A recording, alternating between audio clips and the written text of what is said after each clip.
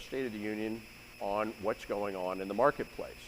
So I'll talk about Texas statewide, and then we'll dive into some of the different cities. So people are like, is the real estate market crashing?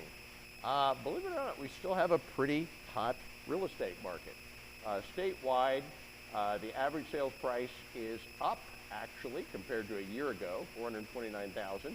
The median average price is down 1.4%. So not much difference this year versus last year. I would say the market is softening, right? It hasn't crashed, it hasn't boomed, it's just kind of softening. 2021 versus 2020, sales were up and prices were up 18%.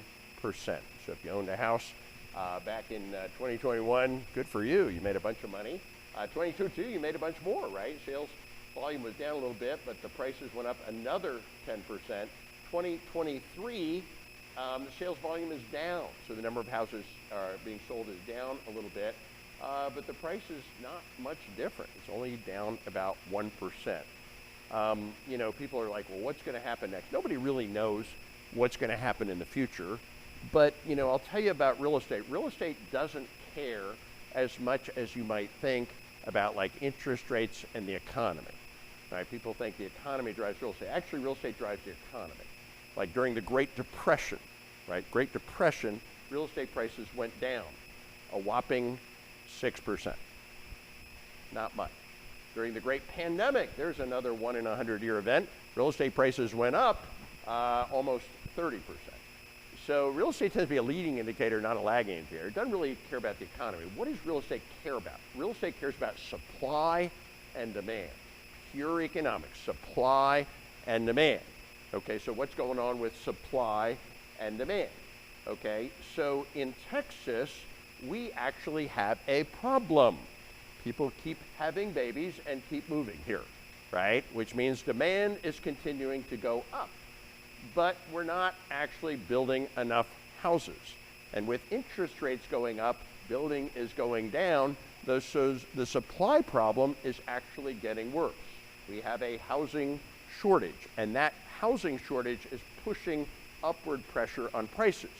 But of course, at the same time, right, we have interest rates that have gone way up, making houses less affordable, which of course is creating downward pressure on prices. So what does interest rate hikes do to real estate prices? It does this. It pushes up and down at the same time. Some things are going up, some things are going down, and we're somewhere in the middle. And you can see when you factor up the up and the down, it hasn't changed a whole lot. We don't anticipate there's going to be huge changes in the residential real estate market because we continue to have a housing shortage and people continue to move here and have babies here. So we have growing demand with limited and not keeping up supply, although growing interest rates. So those are all the things that are going on.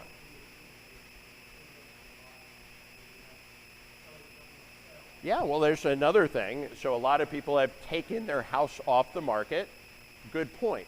The amount of supply has gone down because people have a house with a 3 or 4% interest rate and they don't want to sell to buy another house where they're going to get a 6 or 7% interest rate. So that's constrained the supply as well, right? And that's just another thing that's why I said interest rates do this, right? They push up and they push down at the same time. In 2008, we had a completely different market. People are like, the real estate market going to crash. It crashed in 2008. But look at what happened in 2008. Up until 2008, we had subprime lending. If you wanted to get a loan, you walked into a bank and you said, I want a loan. A banker would walk up and hold a mirror under your nose. If you could fog the mirror, you got the loan, right? That's what they used for the loan application up until 2007. And then 2008, all the banks went bankrupt. And lending stopped. It didn't slow down, it stopped. So we built a bazillion houses with cheap money. We had huge mountains of supply. And then when the lenders stopped lending, the demand stopped. It didn't slow down, it just hit a wall and the market went like that. And that was a very unique situation. Right now, the supply is getting curtailed and we never built a whole lot to begin with and the demand continues to grow. So you have a completely different situation. But yes, you have increased interest rates, which is curtailing the demand. So you have downward supply and downward demand, and it's all filtered into about a 1% price drop, not a whole lot of difference. And that's kind of where we are. We don't know exactly what's going to happen next, but we don't see big movements on the horizon either way. Everybody that's an expert thinks we'll probably get one more interest rate bump, and people are all saying interest rates are so high. No, that's not true. Interest rates are normal. Okay, this is considered normal. When I started investing in real estate here in Texas 20 years ago, all my rental properties for the first several years were typically 6.5%, 7.5% mortgages. That was normal. For years, that was normal. We're back to normal, right? 3, 4, 5% interest mortgages, that's freakishly abnormal. So we're not going from a normal market to a high market. We're going from an abnormal market back into a normal market, and that's just one way to spin it. Days on market gone up a little bit, 47 versus 26 last year. Months of inventory, this is a really important metric. Months of inventory says, on average, how long does it take to sell a house? If we stopped building any houses, if no more houses were made available to sell, how long would it take to sell all the houses that are currently on the market? And the answer is 3.5 or 3.3 months. Last year is 2.5. Now, let me tell you something about what that means. They say if there's less than 6 months of inventory, you have a seller's market. If there's more than 6 months of inventory, you have a buyer's market. Believe it or not, we still have a pretty strong seller's market. Not as strong as it was before, but a pretty decent and strong seller's market. There's only 3.3 months of inventory. By historical standards, that's not a lot of inventory. Yes, sales are down. The number of houses being sold are down because less people are buying and less people are selling. Pending sales are down a little bit as well.